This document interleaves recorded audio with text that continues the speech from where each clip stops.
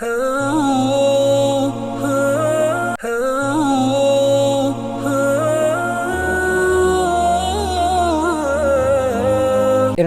Medina முனவரா அந்த ஹுத்பா ஷேக் ஹுசைன் ஆலு ஷேக் ஹபிதுல்லாஹ் இருந்தார்கள். அந்த ஹுத்பாவுடைய தலைப்பு அல்லாஹுடனும் மனிதர்கள் அல்லாஹ்வுடைய உரிமைகளை பேணி கடமைகளை பேணி அல்லாஹ்வுடன் பக்குவமாக நடந்து கொள்வதும் படைப்பினங்களுடைய உரிமைகளிலும் பேணுதலாக இருப்பதும் மனித உரிமை அதுவே அல்லாஹ்வுக்கு நிறைவேற்ற வேண்டிய கடமைகள் இரண்டையும் இணைத்து ஹம்து ஸலவாத் தக்வாவுடைய வசதிக்கு பின்னால் அல்லாஹ்வின் பக்கம் தான் நீங்கள் மீள இருக்க அப்படியே அல்லாஹ்வை பயந்து கொள்ளுங்கள் என்ற சூரா முஜாதிலா 9வது வசனத்தை ஓதி முஃமின்களே முஸ்லிம்களே, பொதுவாக ஒரு மனிதன் அல்லாஹ்வுக்கு வழிபட்டு நடக்கின்ற பாக்கியம் பெறுவது, அதில் மிக பிரயத்தனம் காட்டுவது, அல்லாஹ்வுடைய வழிபாட்டில் மிக பேணுதலாக நடந்து கொள்வது, அவனுக்கு அனுகூலம் வழங்கப்பட்டு அவன் பாக்கியம் பெற்றதுக்கான சிறந்த அடையாளம். அவன் எப்பொழுதுமே அல்லாஹ்வுடைய உரிமைகள் கடமைகளிலும் பேணுதலாக இருப்பான், மனித உரிமைகளிலும் மிக பேணுதலாக பக்குவமாக இருப்பது அவனுக்கு அல்லாஹ் பாக்கியம் அளித்ததற்கான அடையாளம்.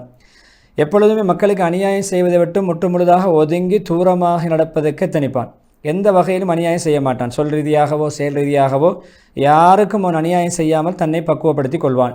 இப்ராஹிம் 42வது வசனம், அல்லாஹ்வை நீங்கள் உங்களுடைய அநியாயக்காரர்கள் செய்கின்ற செயல்களை விட்டு பராமுகமாக கவனஈனமாக இருக்கான்னு நினைத்து கொள்ள வேண்டாம்.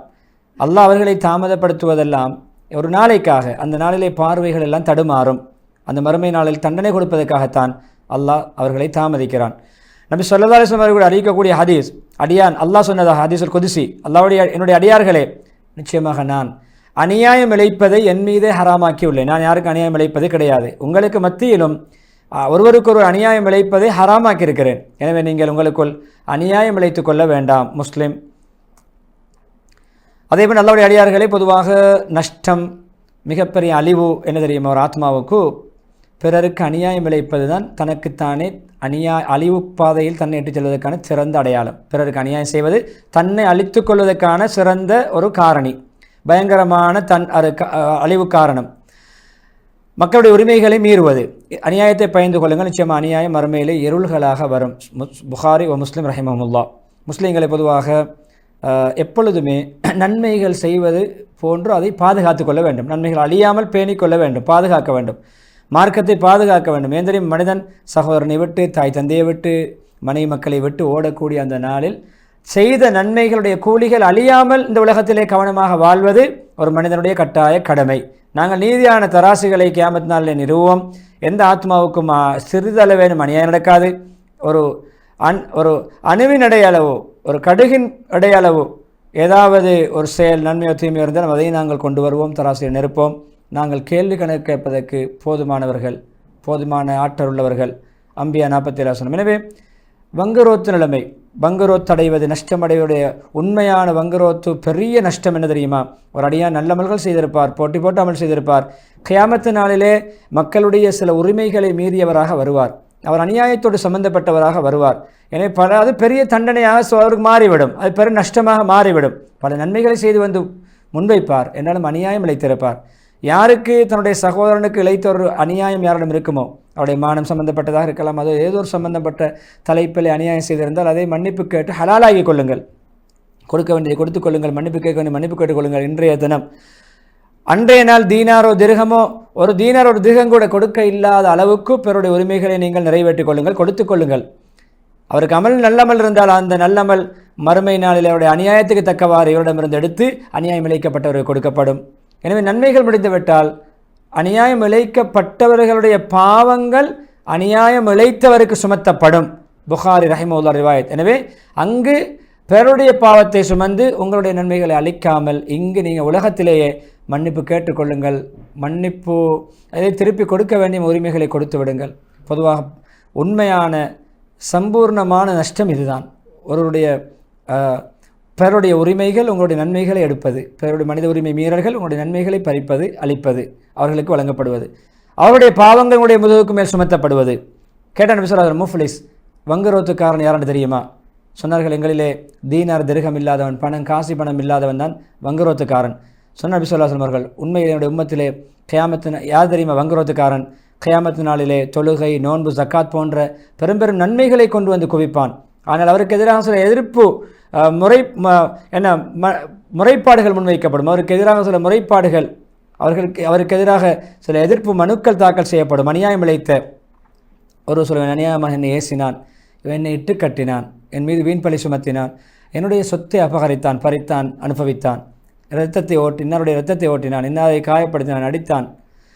இப்படி ஒவ்வொருவருக்கு இழைத்த அநியாயங்களை பற்றி அங்கு முறைப்பாடுகள் முன்வைக்கப்படும் பொழுதோ இவருடைய நன்மைகள் எல்லாம் அவர்களுக்கு பங்களிக்கப்படும். யாருக்கு? அநியாயம் இழைக்கப்பட்டவர்களுக்கு நன்மை கொடுக்கப்படும். நன்மை கொடுத்து கொடுத்து நன்மைகள் எல்லாம் அழிந்துவிடும். இன்னும் அநியாயங்கள் முறைப்பாடுகள் எஞ்சி இருக்கும். அப்பொழுது அல்லாஹ் அநியாயம் இழைக்கப்பட்ட அந்த மக்களுடைய பாவங்களை எடுத்து இவன் மீது போட்டு இவனை தூக்கி அல்லாஹ் நரகத்திலே வீசுவான். இதுதான் மிகப்பெரிய நஷ்டவாளியாக கூடிய நிலைமை என்று சொன்னார்கள் முஸ்லிம் ரஹிமஹுல்லாஹ் இந்த ஹதீஸை பதிவு செய்கிறார். எனவே இறைவனுடைய சம்பூர்ணமான பரிபூர்ணமான நீதி, எனவே அங்கு யாரும் தப்ப முடியாது. எனவே ஈடேற்றம், பாதுகாப்பு, விமோசனம் தேவையா? மக்கள் மீது அநியாயம் இழைக்காமல், மக்களுடைய உரிமைகளை மீறாமல் பேணி நடந்து கொள்ளுங்கள். மக்களுக்கு அநியாயம் இழைக்காமல் பக்குவமாக வாழ்ந்து கொள்ளுங்கள். அங்கு மக்களுக்கு அநியாயம் செய்கிறார்களே, பூமியிலே அத்துமீறி நடக்கிறார்களே உரிமை இல்லாமல், அவர்களுக்கு எதிராகத்தான் அங்கு ஆதிக்கம், அதிகாரம் செலுத்தப்படும், தண்டனை கொடுக்கப்படும். சொல்றது ஷூரா 42 வசனம். எனவே நாவை கண்டபடி பாவிப்பவர், கண்ட விடயங்களை எல்லாம் மக்களை பற்றி எழுதுபவர், நாவால் பேச்சால் மக்களை திட்டுபவர், ஏசுவர், குறை சொல்பவர், எழுத்தால் எழுதுபவர், மக்களை இட்டு கட்டுவர், வீண்பழி சுமத்துவர், குறை சொல்பவர்களே, நீங்கள் கொஞ்சம் நிதானமாகிக் கொள்ளுங்கள். உங்களை தவிர்ந்து கொள்ளுங்கள் இந்த குற்றங்களிலிருந்து. எப்பொழுது மக்களை புறம் பேசுவதில் விரைந்து செயல்படக்கூடியவர்களே, மக்களுடைய மானங்களை போக்கக்கூடியவர்களே, மக்களுடைய உரிமைகளை, சொத்துக்களை அபகரிக்கக்கூடியவர்களே, அனுபவிக்கக்கூடியவர்களே, இப்படியான விடயங்களை பொதுபோக்காக செய்து கொண்டிருக்கிறீர்களே, நீங்கள் இந்த விடயத்திலே நீங்கள் எப்பொழுதுமே கவனமாக திருந்தி உங்களை அதிலிருந்து விடுவித்துக் கொள்ளுங்கள். நீங்கள் அதிலே மிக விரைவாக அத்துமீறி செயல்பட்டு கொண்டிருக்கிறீர்கள். உடனே தௌபா செய்யுங்கள், இந்த பாவங்களை விட்டு ஒதுங்குங்கள், அல்லாஹ் பக்கம் மீளுங்கள், நேரான வழியை நீங்கள் அடைந்து கொள்ளுங்கள். இப்படியான மனித உரிமை மீறல்களிலிருந்து உங்களை நீங்கள் தற்காத்துக் கொள்ளுங்கள். ஏன் அல்லாஹ் சுப்ஹானஹு வ தஆலா சூரா தாஹா 117 சொல்லும் பொழுது, யார் அநியாயம் இழைத்தாரோ, பிறருடைய அநியாயங்களை சுமந்து கொண்டார், அவர் நஷ்டமடைவார், நஷ்டமடைந்து விட்டார் என்று அல்லாஹ் உறுதிப்பட சொல்கிறான். எனவே இந்த ஆயத்தில் பொதுவாக துல்ம், அநியாயம்தான், எந்த துறையிலே அநியாயம் செய்தாலும் அவர் நஷ்டவாளி என்பதை இந்த ஆயத்து உணர்த்துகிறது. அதே போன்று நபி ஸல்லல்லாஹு அலைஹி வஸல்லம் சொன்னார்கள், அது வெளிரங்கம், உள்ரங்கம், உளவியல் ரீதியாக, உடலியல் ரீதியாக, மனிதனுடைய மனது சம்பந்தப்பட்ட, உடலியல் ரீதியாக, உடல் சம்பந்தப்பட்ட எதற்கு அநியாயம் செய்தாலும் இந்த அநியாயம் அந்த ஆயத்துக்குள் அடங்கும். யார் ஒருவர் மரணிக்கும் பொழுதோ பிறருக்கு ஒரு தீனார், ஒரு திர்ஹம் கொடுக்க இருக்கும் நிலைமையிலே கடன் வைத்து விட்டவர் மௌத்தாக நிறைவேற்றப்படாவிட்டால் இவருடைய நன்மைகளிலிருந்து நிறைவேற்றப்படும். அவருக்கு ஒரு தீனார் திர்ஹம் கூட எஞ்சாத அளவுக்கு இவர் கொடுக்க வேண்டிய தீனார் திர்ஹங்களுக்கு பதிலாக நன்மைகள் கொடுக்கப்படும். யாருக்கு? அந்த பணம் கொடுக்கப்பட வேண்டியவர்களுக்கு. அஹ்மத் இப்னு மாஜா ரஹிமஹுல்லாஹ் ரிவாயத். எனவே உடனே இப்படியான தவறுகள், குற்றங்களிலிருந்து ஒதுங்கிக் கொள்ளுங்கள். உங்களுடைய ஆத்மாக்களை, உங்களை நீங்கள் காப்பாற்றிக் கொள்ளுங்கள், அழிந்து நாசமாகி விடாமல் உங்களுடைய நன்மைகளை நீங்கள் பாதுகாத்துக் கொள்ளுங்கள். உரிமைகள் நிச்சயம் நிறைவேற்றப்படும் உரியவர்களுக்கு கியாமத் நாளிலே.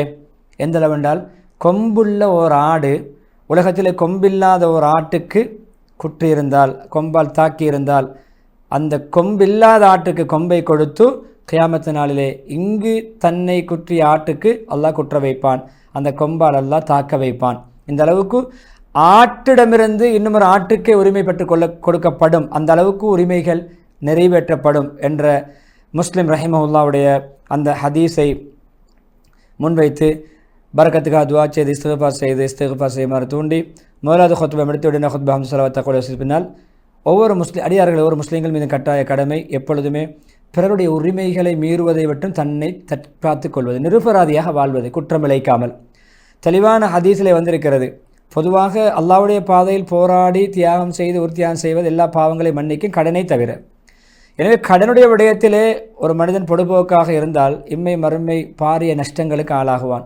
யார் மக்களுடைய சொத்துக்களை கடன் எடுக்கிறார், கைமாத்துக்கு எடுக்கிறார், பொருட்களை வாங்குகிறார், அதை நிறைவேற்றுகின்ற நோக்கத்தோடு, கடனை கொடுக்கின்ற நோக்கத்தோடு எடுத்தால் அல்லாஹ் நிறைவேற்றும் சந்தர்ப்பத்தை கொடுப்பான், நிறைவேற்ற உதவி செய்வான்.